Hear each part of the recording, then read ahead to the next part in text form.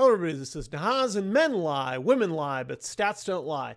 Only have about 24 hours here where I'm on the ground between coming back from Sweden and flying to Shanghai, but I wanted to give you guys a quick overview of 7.06, which I think is a very, very significant patch. It's going to have a lot of impact throughout the pro metagame. So talk about laning mechanics. These, I think, are the two most significant changes in terms of their broad implications for where the game's played. First of all, the new deny mechanics. So denies had formerly reduced experience received by the enemy hero by 50%. They now actually leave all of the experience in play. The only difference is they give 70% of the ordinary experience to the enemy hero and 30% actually goes to your team. So this has a couple of effects. This actually goes back to last year, since at least 6.07, and I know even before that, there's been a lot of concern both among players, pros, and the Dota 2 team that laning mechanics were being de-emphasized. And that's part of the reason why you've seen some of these changes, like, for example, the XP bounty being redistributed toward the rain creep. The team has really tried to bring back some of the more technical elements of laning, like denies, like positioning. This is one of the bigger changes in that regard. When you look back on 7.05, so here, this is average team denies by minute mark. You can see the most aggressive denying teams in the laning phase are getting about 30 denies by the 8-minute mark. And that's fairly stable if you go down in the top 10. So these are not unusual numbers. I was also fairly amused. This is how often Alliance runs SF Clockwork. You can actually see they average 1.6 denies at 0 minutes, but whatever. So 30 denies at 8 minutes is kind of the benchmark that I use. That's about 900 or more total XP that's going to be affected, and that's 540 more XP to the denying team. All right, and that's a pretty big deal when you think about it, as at 8 minutes, okay, about most supports are going to be about level 4, most cores are going to be about level 6, almost level 7. That's the average at the 8-minute mark in pro games.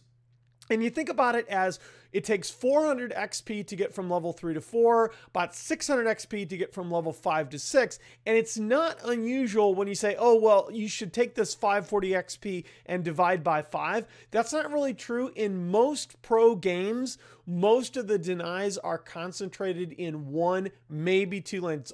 It's almost always going to be either the safe lane or the mid lane. And it's actually not unusual, due to lopsided laning matchups, to have a lot of that concentrated in only one of the 3 lanes.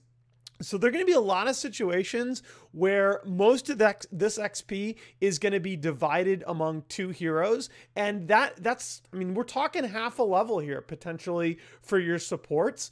And the other thing is, like, a free farming safe lane core that gets perfect denies is actually now, that's up to an additional full level. All right, at the 8-minute mark. That's a very big deal. That makes the difference between that core being able to rotate confidently about a minute or 2 earlier. So I think this is going to be a very impactful change, and it's going to, along with some of the other changes that we're going to talk about, it's going to bring back those more technical laning matchups, and it's really going to accentuate the roles and diversity of roles of supports in the early game at the highest levels of Dota. The other change, which I think is about equally impactful, is we're going to add an extra melee creep to the mid lane for the first 15 minutes of the game. And that actually, the rest of the lanes gain a melee creep starting from 15 minutes onward. So really, this is just going to affect the first 15 minutes. The mid lane is going to have 4 melee creeps and 1 range creep starting from 15 minutes and onward. All of the lanes then have 4 melee creeps, and you go from there. But what's important about this is, again, you add up the changes. The magnitudes are actually very similar to the deny change that we were talking about. About 575 more gold, 680 more XP now total available in the mid lane from the creep waves that spawn from 0 to 8 minutes. And that's actually, it's pretty similar. I think you're going to see a lot more dual lanes mid, possibly even in those rare matchups, you're going to see tri v tri mid. It's actually not a big change. I've seen a couple people on Twitter saying, oh, well, mid is the new carry.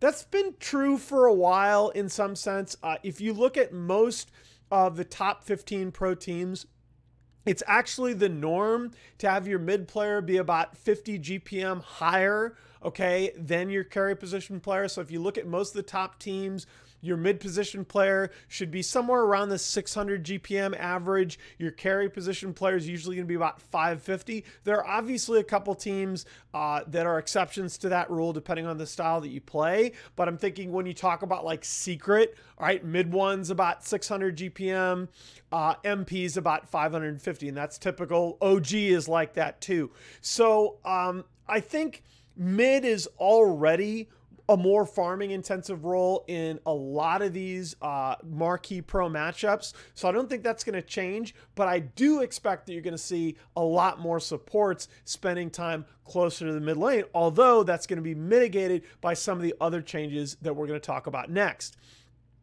When you talk about neutrals and economy, so huge change here is that we're now back to the typical 1 minute jungle respawn cycle that held in 6.88 and before, rather than the 2 minute cycle that you saw get introduced in 7.0. So when you talk about the total resources available around the map, the 7.00 maps added one additional medium camp and one additional ancient camp to each side of the map. You got 6 versus 5 camps, and as you kind of see, commensurate with this is an overall 20% nerf to XP and gold that goes away slowly throughout the match. So about 75 minutes in, it'll be the same as before, but I actually think this is perfectly reasonable.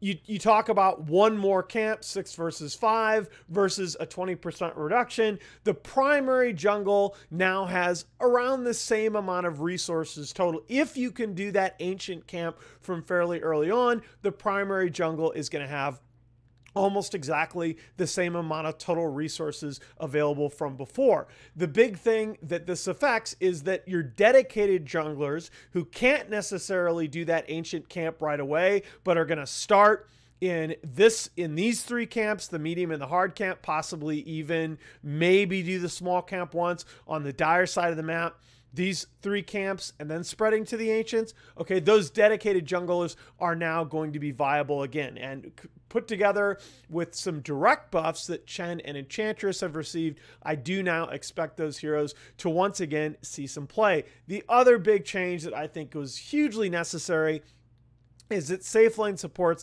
can now pull every other wave again. I think this was a really big deal because what you've seen in the last couple of patches, to some extent, this has been true for a long time, but really, particularly since 7.0, the support meta has really become incredibly compacted. Like, really, your laning supports in 7.05, you saw Crystal Maiden and Warlock picked up as your quote-unquote laning supports, even though CM in the early game spent almost no time in lane. She spent most of her time walking around the jungle frostbiting people. Your roaming supports, of course, were your Monkey King and your Earth Spirit, along with more recently Treant Protector, which is kind of more of a hybrid between the two. But really, you saw very, very little diversity, both in the identity of the support heroes that were being picked. Ricky, of course, deserves a mention here, but also the way that different support combinations and different laning combinations were being played was almost completely homogeneous across the top teams.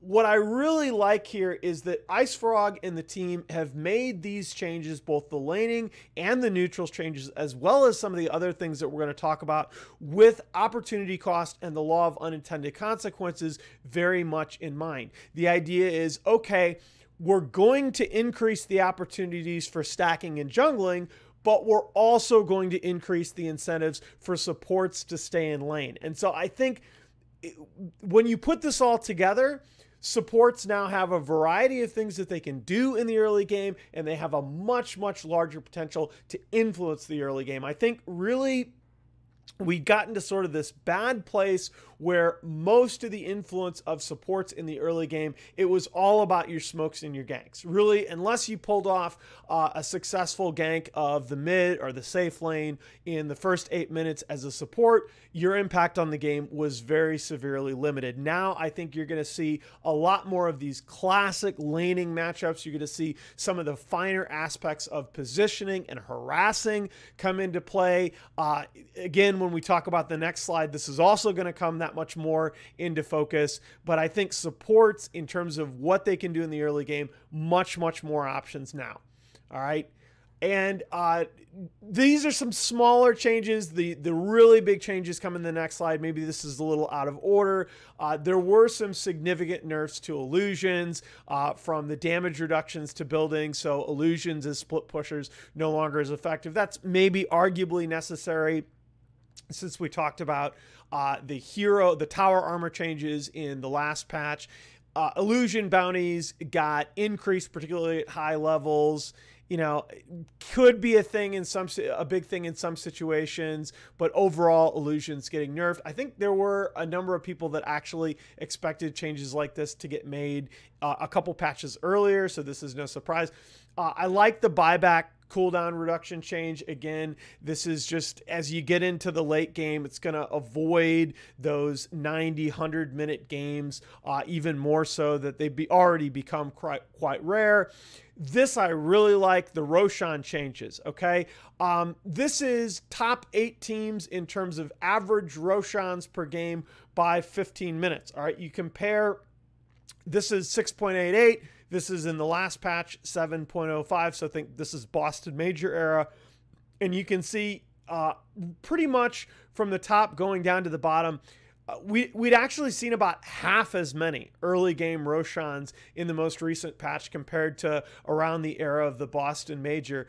Really, the Rosh Pit, between the Rosh Pit moving and a lot of other things, early high ground pushes no longer being viable with that Aegis, most teams just weren't willing to risk that early Roshan. And I think this was a very necessary change. The cheese is a very significant tool in terms of your ability to take out a tier 3 tower, to take out a Rax in that early to mid 20-minute time frame. I think a lot more teams are actually going to be focusing on doing Roshan in the early teens, simply because that sets you up for another Rosh around that early 20-minute window when you can really start to do damage to the enemy base. I really do like this change, and I think you're going to see these Roshan numbers, at least in the next couple of months, go back to potentially where they were in 6.88. Maybe not quite that high for some of these teams, but I definitely think you're going to see roughly a 50% increase in teams' propensity to Rosh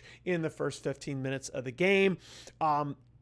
There are some Shrine and Barracks Roshan bounty reductions, again, to counterbalance some of the changes that we'll talk about that are overall buffs to pushing, and all of the respawn talents, all of the minus respawn talents got removed from the game. I think this is a very good thing.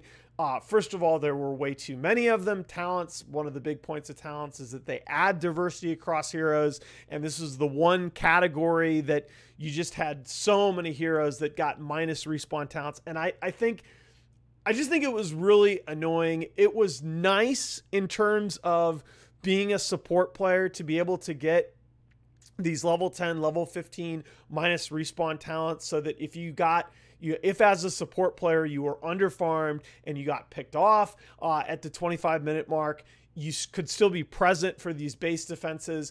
But again, I actually think minus respawn talents were one of the things that were making high ground pushes very onerous, that you could pick off that Lion, you could pick off that support hero, and he was going to be right back in 20 seconds for that next engagement on the high ground. I thought that it was making things a little bit tedious. It was making those 25-minute smokes, for example, that happened to find a support even less impactful than they otherwise would be, because that hero was almost always going to be up by the time you got to the enemy base. Shrines. Again, when we talk about big changes, this is huge.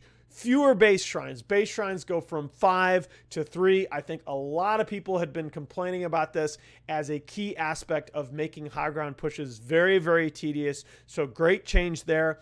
Shrines now start on cooldown. This is a direct nerf to the offlane. So more and more in the last couple patches, 03 to 05, 7.03 to 7.05 in particular, we had seen a lot of teams running almost interchangeable safe lane versus off lane. I think this is bad for the game. I think the fact that the 3 lanes feel like very distinct strategic environments is a very good thing for Dota, especially at the highest levels. I really dislike the fact that between mids getting more and more farm intensive versus the safe lane, so you had mid and safe lane become very similar, and then with the availability of that shrine, the off lane and the safe lane become that much more similar. It's like in some games you felt like you almost had 3 copies of the same lane. This helps make that off lane a lot more diverse. You no longer have the ability of the offlaner to just go to lane, spam spells for that first 3 to 4 creep waves, get their guaranteed level 2, level 3, and just be able to go from there. The other thing, as we were talking about the function of the supports, in a lot of games, supports really felt crippled in terms of their options early game because due to that shrine being available in the first couple of minutes to the enemy offlaner, it almost felt like you were helpless as a support to zone out the enemy offlaner, even in some cases a solo offlaner. A lot of people don't realize in high level in pro Dota, a lot of laning viability depends upon the reliability of hitting level 2 and level 3 on a lot of these offlane heroes. That shrine in the first couple minutes, on a lot of heroes, it was giving you that guaranteed level 2, level 3 because you knew you could go up, you could spam your spells in the first couple of creep waves, get those early levels, and all of a sudden, a lot of laning configurations that wouldn't have been viable at all pre 7.0 could just sit there in the off lane, and supports just... It's like, why even bother to harass an offlaner when they're so much closer to their shrine than you are to yours? So this, I think, is a very good change. The only thing that I'd say against this is we used to have this problem in Dota last year and before where level 1 engagements were really, really impactful. Like I remember talking to the EG guys at some point where they actually pinpointed this as one of their big issues. They said, look, we actually have a problem with losing these level 1 engagements to the point where we think it's actually costing us games. Okay. Shrines did mitigate that a little bit because if you had, for example, your mid or your safe laner get into one of these early fights in your jungle over ward spots, those heroes would be able, even if they almost died in a situation when they would have been forced back to base before, they were able to go and shrine up and at least be in that lane for the first couple of creep waves. The other thing is, but on the plus side, okay, I shouldn't say the other thing because this kind of goes in the other direction. Supports, because they couldn't pull as reliably, and because as a safe lane support, it was much, much harder to zone out the enemy offlaner. Well, what do you have to do with your time as a support early game? Most of the time, the answer was you got to go gank mid or try and gank the enemy safe laner. And that could be very frustrating because, again, it was almost like as long as you didn't die, okay, as a mid or a safe lane core position player, you almost got a get out of jail free card in that you could always just go shrine up and come right back to lane. It used to be when I started playing Dota that even if you didn't succeed in killing that mid player, if via an early gank you were able to force that mid player back to base and give your core player a couple of unmolested waves, that was a really big deal. That could often be worth your time even if you failed on the gank. The shrine was like, well, you get one attempt for free, which unless you get the kill does nothing to that enemy hero. So I really like this both in terms of its impact on offlaner viability, and again, it just gives supports one more option. And this is, I had been critical of the Dota 2 team at certain points in the past where I always think when you buff or nerf one style of play, you've got to understand that it impacts others, because pro teams view all of this in terms of relatives. What's the opportunity cost of one strategy relative to another? I think the nice thing about all this is when you stack up the laning changes and the shrine changes and some of the other mechanics changes, supports have just more choices early game, and all of them are potentially more impactful. There also is, again, in terms of the base push, there's a small change to the mana regen growth per minute, and again, that plus fewer bases being available in the shrine means that defenders on the high ground can't necessarily spam their spells quite as much. Offlaners did get a small bone thrown to them in the form of a change to Soul Ring. Soul Ring no longer requires a recipe. It now builds out of a mango. So again, you do have a little bit of extra regen built in to certain Soul Ring reliant offlaners. It's just a little bit of a bone that you throw at them. Attributes. This by itself, again, is a pretty small change. So the strength growth change, it's kind of a nice quality of life adjustment, particularly for people, you know, like me in that 4K or 3K and below MMR bracket. Just gives you a little bit more health to play with. Dota is already a game, if you compare it to other MOBAs, where I know some people hate that acronym, and I'm not crazy about it myself, but people use it. Get over it. All right. If you compare it to other games in the genre, there you go. Abilities in Dota and ability usage are very, very impactful. And it feels like if you get nuked by 3 heroes in Dota before level like 20, it just feels like you're insta-dead. And that's nice. It's part of what makes the game a high skill cap. But I think giving everybody in the game a little bit more HP to play with is not necessarily a bad thing. Although, at the same time, I think if you're going to give everybody a little bit more base strength, all right, a little bit more base strength growth, you have to make sure that, again, viewing things in relative terms, that doesn't overall hurt strength heroes. And so the other thing that the team did to counterbalance this is they increase the per point regen provided, the per point HP regen provided by strength. And again, I think this is it's a nice change to prevent strength heroes from falling off completely. This has already become a problem. If you look at the top 15 to 20 most picked heroes in the pro meta in the previous patch, very few of them were strength hero. Really only Legion Commander, Lifestealer, and Treant and Slardar were your strength heroes. Most of the popular picks in the pro meta are already in or agi heroes, so I think you needed to do something here to offset this global strength growth change.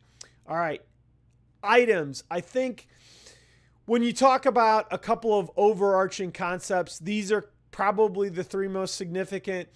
Orbs or unique attack modifiers are basically a dead concept in Dota. They had steadily been getting removed over the course of the last 5 or 6 patches, even possibly more than that. The only things left in the game, so we removed Blightstone and Deso, Sand King's Caustic Finale, Sand King's Caustic Finale, and Drow Ranger's Frost Arrows. The only technically UAMs left in the game are actually AM's Mana Break, OD's Arcane Orb, and the lifesteal provided by Mask of Madness and Satanic. So in terms of being limited in what you can stack, most heroes are completely unlimited in terms of the on-attack effects that they're able to stack. And I think that's fine. You can now do Deso Drow Ranger, potentially is very nice as an earlier mid-game pusher. And I just think that I always felt like this was a little bit of unnecessary complexity to the game. I think that's a decent change. This, I was surprised, was not a little bit bigger. Solar Crest did get a nerf, as a lot of people expected. It wasn't necessarily very big. Only 2 less armor, not bad. And the big thing is that offensive Solar Crest usage, so usage on an enemy hero Instead of applying a 25% miss chance to the target, you now get a 25% true strike chance by attackers. This is actually a very small effect. So just as a benchmark, if you apply this 25% true strike chance to a target with a talisman of evasion. So talisman of evasion is 25% evasion, meaning that every right-click attack you launch has a 75% chance to hit a target. If you apply 25% true strike to a target with a talisman of evasion, you go from a 75% chance to hit on each attack to an 81.25% chance to hit on each attack. So it really isn't a very big difference. This might be a very small nerf to core position Solar Crest. So a hero like Clinks or Death Prophet that was actually going to get a Solar Crest potentially as one of their first couple items, and then apply that to an enemy hero, and because they're relatively squishy, actually benefited from the 25% miss chance. This is now the 25% true strike chance is now much more of a benefit that your entire team benefits from when attacking that hero. It builds on an idea that I've espoused a couple times in these videos. I really think that there needs to be more evasion mitigation in Dota. There are now, if you compare the set of items available now to what we had a couple of years ago in Dota, there are many more sources of evasion. When you talk about Solar Crest, when you talk about Heaven's Halberd, there are a lot more items that provide evasion. There really aren't many more items that provide true strike. There's Monkey King Bar, which always has, and now there's Bloodthorn. Both of those items are extremely expensive, and they have a buildup that is a little bit awkward for most heroes. So really, for the most part, only your natural Orchid builders are going to build Bloodthorn, and not many heroes are building Monkey King Bar at all. So I still do think that there is a place for another mid-tier item in Dota that does this, that has like a 50% true strike chance, maybe for a short duration on a relatively hefty cooldown. Like they actually did that for Rod of Atos for a couple patches. I still would like to see another evasion mitigating item. Now, arguably, as is the case with a couple other changes, arguably the single biggest nerf to Solar Crest is actually the fact that high ground pushing is easier overall. One of the bigger reasons that Solar Crest has steadily gained in popularity, if you look at the average number of Solar Crest built per game since 6.88, it's climbed remarkably steadily in pro matches. It more than doubled after 7.0 was released, and it's continued to grow steadily since then until you see almost 5 Solar Crest built per pro game in the most recent patch. That's just a huge increase. A lot of this is because Solar Crest was a very affordable tool that made high ground pushing easier. You put that Solar Crest active on an allied hero, and they can all of a sudden go to that high ground, tank the towers, tank that spam coming out from the enemy heroes who are in their base, making use of those shrines. Again, we'll see. I expected Solar Crest to get a bigger nerf than this. Perhaps the fact that there are multiple factors that now make high ground pushing a little bit easier will be enough of a nerf in itself to stack with these small changes. The Heaven's Halberd, I'm not sure ultimately how big a change it's going to be, but I wanted to include it in here because I think it's very intriguing. The Heaven's Halberd disarm now pierces spell immunity. This was a very rare item. Only 100 Heaven's Halberds were built in just over 700 pro matches that we have data for in 7.05. Of that 100, 43 of them were built by Legion Commander and only 21 by Lifesteal. I don't think Bristle might have been close, but I don't think that there was another hero that was over 10 Heaven's Halberds. So I think this is a very interesting change. There are a lot of anti-carries, think Razor, all right, that I think could potentially really benefit from this kind of a change, because now that anti-mage on the other team can no longer build a BKB and just forget your Heaven's Halberd. They now have to endure that full duration disarm. And I think that makes this item a much more viable as a situational pickup. And again, I think that benefits potentially a number of heroes in the pool.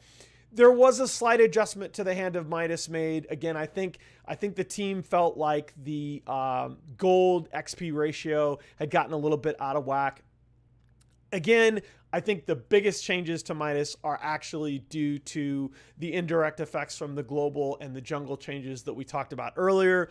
A lot of the spike in Midas purchases that we saw at the beginning of Kiev, number one, it was due to some teams feeling like they needed a little bit of late game insurance because of uncertainty about where the meta was going. But a lot of other people were telling me that you're seeing Midases built because due to that longer respawn cycle around the map, there were just a lot of times where you felt so crunched for farm, especially as an offlaner and a support. Now that the map is a little bit more open, you have more camps spawning, able to be stacked, able to be farmed. I think that the necessity of Midases on supports and offlaners, much less so now. Mask of Madness, this is a nice little change. It's now disassemblable. The fact that it actually can be disassembled, it's nice for a few cores like Lycan, like potentially even Drow Ranger, that can use Mask of Madness as an early farming item and still go ahead and disassemble and use it for Satanic later on. So I think that's nice. The fact that the Quarterstaff was substituted for the recipe, I think is an even bigger deal, because now you have, instead of having to spend that 700 gold for nothing on a recipe, you actually get another plus 20 damage and plus 10 attack speed, and those benefits apply passively. That's not just when the active is on you, that's all the time. So I think when you talk about heroes like Drow, like Lycan, that can either build Armlet Mask of Madness or can build Dragonlance Mask of Madness, I think those heroes potentially got a significant buff. You actually might see, as crazy as this sounds, you might see now a number of cores, including, say, Vengeful Spirit, that are going to regularly build both Helm of the Dominator and Mask of Madness. And I think that's kind of interesting in and of itself. Rod of Atos was changed. It now builds from 2 bracers. I think that's a nice buff to that item as a support item. You're going to see a number of heroes that have low health pools. It's maybe more of a pub change. You don't see as much bracer build going on now in supports in pro matches, but I think this is nice, particularly for mid-level pubs, where that build up to the Rod of Atos is now that much more natural for some of those low HP supports. And there were numerous, this is one of the things that I really like. So because we shut down the shrines early game, starting item builds are now that much more important. And there were a number of numerous, very slight, we're talking like 5 or 10 gold decreases to the cost of starting or regen items. I think that's really good, because now that you no longer have that huge instant regen free available from the early shrine, starting item builds are that much more critical. So Aghanim Scepter changes. I'm not going to talk specifically about all of these. There were a number of heroes that got reworked Ags. I think of these, Axe is by far potentially the most significant. When you talk about Battle Hunger reducing enemy total damage output by 30%, all of a sudden, this, as far as I'm aware, stacks with Silver Edge. So all of a sudden, when you talk about having a Silver Edge and a Battle Hunger from Ag's Axe on that enemy Shadow Fiend, 70% or almost 70% if it stacks multiplicatively, damage reduction initially in a fight, that's really a big deal. And here's the big one, that 30% damage reduction applies automatically now with a 700 AoE after a successful Culling Blade. This is actually something that I think you might see get nerfed, okay? It's a huge thing. Now, potentially, you get 700 AoE is very, very big. Now, potentially, you get Battle Hunger applied for free on 4 or 5 enemy heroes after one successful call. I mean, it's really nice. Yeah, okay. That's a big deal. Like Axe is early Ags on Axe is very, very viable. Bane is now Oracle with Ags. He's got an incredibly short cooldown nuke. I actually think you might even see the odd core Bane because of this. Probably not, but it's possible. Shallow Grave 450 AoE. That's really big. 900 diameter AoE is fairly large. I don't necessarily think you're going to see a huge number of Ags on Dazzle, because when Dazzle's picked, I think you'll almost always see an Axe, but could happen. Leshrac Scepter, kind of a similar idea to Mirana Ags, where you get Lightning Storm proccing while Pulse Nova is active. I don't think this by itself brings Leshrac back as a hero at all. Mags has an interaction with Shockwave that's sort of interesting. I don't know that, unless you see Core Mag come back, I don't think that this is going to be a big thing. You're still going to need Blink and Refresher on this hero before something like this. Medusa Ags is interesting. When you talk about presumably the Mystic Snake turning enemies to stone also means that they get the physical damage amplification, which is actually kind of cool, because when you talk about getting like a 4-hero Mystic Snake off in a fight can now disable some of those enemy heroes for like 2 seconds, which starts to get close to what you'd get from Stone Gaze anyway. It's actually pretty cool. I can see some core Medusa builds that might include Ags as like a 4th item, but this is something I think you're going to see. You're going to have to see a team try out and have a lot of success with it before it gets picked up globally.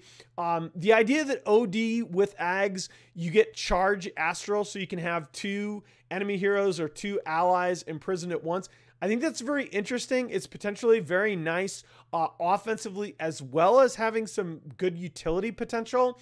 Again, we're talking like 4th or 5th item though. I don't think you're going to see rushing Ags as OD. Silencer, again, interesting. I think it would require Glaives now pierce spell immunity and deal 100% more damage against silenced units. I think you might see some of the teams that experiment with core Silencer anyway talk about getting something like that. It makes him potentially really, really good as a carry. I don't think it does any, and obviously I don't think does anything for support Silencer. There is also Underlord Ags now makes the atrophy damage, the damage aura apply in an AoE to allied heroes. So like Ags Underlord is the new Drow strat. I don't know. I don't think that's going to be a big deal. Chen and Enchantress, as we talked about before, got the most significant individual buffs. Together with the global changes to jungling, Holy Persuasion is now on a 10-second cooldown. Wow. Plus 1,000 creep health at level 20 is, I think, I tend to not talk about too many level 20 and 25 talents because, especially level 25, you tend not to get there on supports in pro matches that often. Level 20, because the mid game has gotten a little bit extended, is a little bit more relevant. This is a pretty darn good talent though. And when you start talking about Ags Chen with his ancient creeps, busting down mid with health auras and black dragons with their ridiculous 700 damage AoE fireballs, I mean, that's pretty good. Enchantress, again, I think this slow retune at early levels, going from a very large magnitude, short duration slow versus a shorter, longer duration slow, that's very relevant when you talk about ganking lanes. That means that allied heroes in those lanes are going to be a lot more capable of getting their nukes off, of getting an extra right click off, even if they're slightly out of position when the gank comes. So I think that's a really nice thing for her, and I think both of these heroes are going to see some experimentation in pro play. The Kunkka Ghost Ship change, wow. It is at the very least a tremendous quality of life improvement for all Kunkka players, and I think it's maybe even an impactful change at the pro level. Kunkka Kunkka almost always has to be a support at the pro level because his positioning is really weird. On the one hand, you are a strength hero. You can build relatively tanky items, but you always have to be kind of in the back of the fight in order to land a ghost ship. So this is, depending on what it does with his positioning, I think this could actually make Kunkka viable. And there were a number of teams that had been experimenting with Kunkka anyway. So I wouldn't be surprised to see a lot of teams try this hero out. Night Stalker, very nice change for him, where Hunter in the Night now has an active that gives you flying movement for 2 seconds. It's a really good change for him because I think Night Stalker as a support had been really having a problem. If he gets under-leveled in those first couple of nights, he just does nothing. And I think this just adds to his chase potential, gives him a better opportunity, not only to chase heroes down himself, but to come from unexpected angles and set ganks up for teammates. It's a nice sort of addition to his kit that allows for some more creative play, even if you are a little bit under-leveled as a support Night Stalker. This is a very nice change for Sven. Sven had really gone away. IG and a couple other teams were really the only ones that were running him with any kind of regularity. God's Strength, in addition to the percentage-based damage bonus, now tanks you up significantly. 16 bonus strength when activated. That's 320 additional HP. At level 6. That's a very, very big deal in terms of your survivability in addition to the damage that it provides. I think Sven, that's a very big buff for him in terms of his pro viability.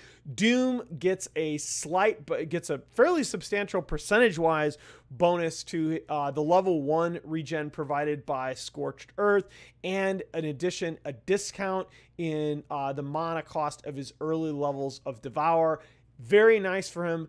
Again, Doom for most teams is going to be an offlaner in that 3 role, possibly even with the jungle back. You'll see teams experimenting with a greedy 4 jungle Doom again, and I think these really help his early game, potentially make this hero viable together with some of the previous changes. There were quite a few heroes.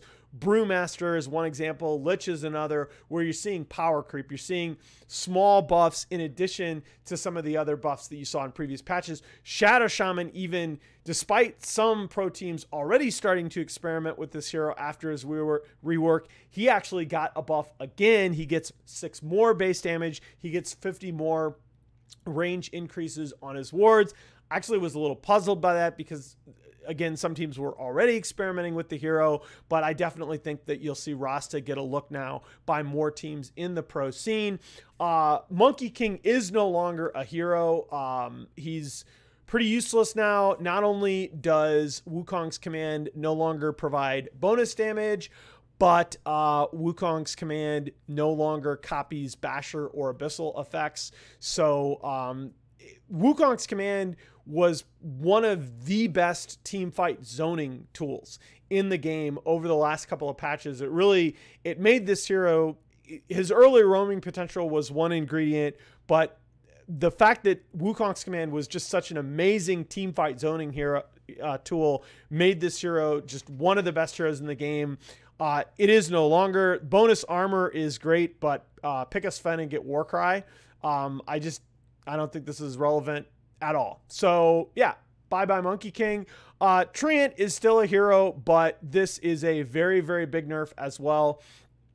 Nature's Guise, when you break it with an attack, gives you a full disarming route rather than a bash, which means that that enemy hero can still use an escape ability like a blink, or can turn around and stun you.